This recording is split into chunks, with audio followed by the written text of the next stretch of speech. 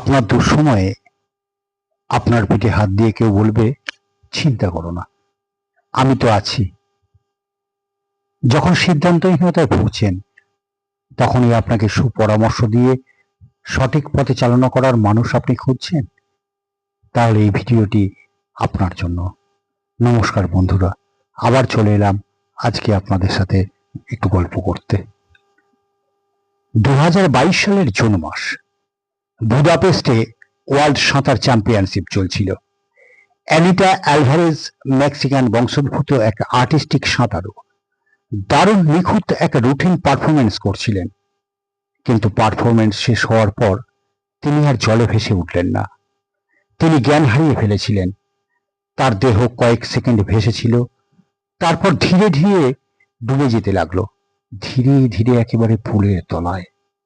দর্শকরা বুঝতেই পারলেন না, বিচারকরাও না, সবাই হাততালি দিচ্ছিল, কিন্তু তার কোচ আন্দ্রেয়া ফুয়েন্টস বুঝতে পেরেছিলেন।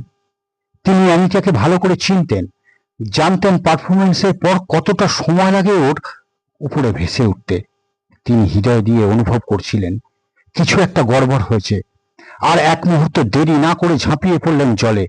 পোশাক পরে, জুতো পরে, একটুও চিন্তা না করে সোজা তলিয়ে গেলেন জলের তলায়। কোমর ধরে টেনে তুলে আনলেন অ্যানিটাকে। তিনি তাকে বাঁচিয়ে আনলেন। এই ঘটনাটা লেখককে কয়েকটা প্রশ্নে আটকে দিয়েছে। তোমার জীবনে কে আছে তোমার হাসির আড়ালেও বুঝে ফেলবে তুমি ঠিক নেই? কে ঝাঁপিয়ে পড়বে তোমার জন্য যখন তুমি নিজে উঠে আসার শক্তি রাখো না? এই জীবনে আমাদের প্রয়োজন এমনই একজনের। তিনিই হলেন গুরু। আন্দ্রেয়া ফুয়েন্টসের মতো প্রকৃত গুরুই পারে আমাদের জীবনের অন্ধকারকে দূরে করে আলোর রাস্তা দেখাতে, মৃত্যুর মুখ থেকে ফিরিয়ে আনতে। শুধু ভোগ সর্বস্ব নয়, প্রকৃত সন্তানের মতো আগলে রাখবে।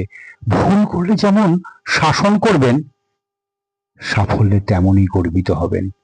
দুঃখে চোখের জল মুছিয়ে পিঠে বা মাথায় হাত রেখে বলবেন, ভয় নেই, আমি তো আছি। এমনই গুরুর সন্ধান আমরা করি, পাই কজনা সেটা নির্ভর করে আপনার জন্মকুণ্ডলের নবম ভাবের উপর।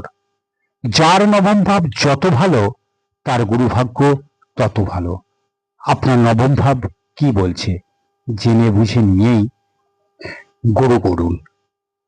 প্রকৃত সদ্গুরুর চরণাশ্রিত হন। সকল সদ্গুরুদের দণ্ডবত প্রণাম নিবেদন করি। ধন্যবাদ, নমস্কার।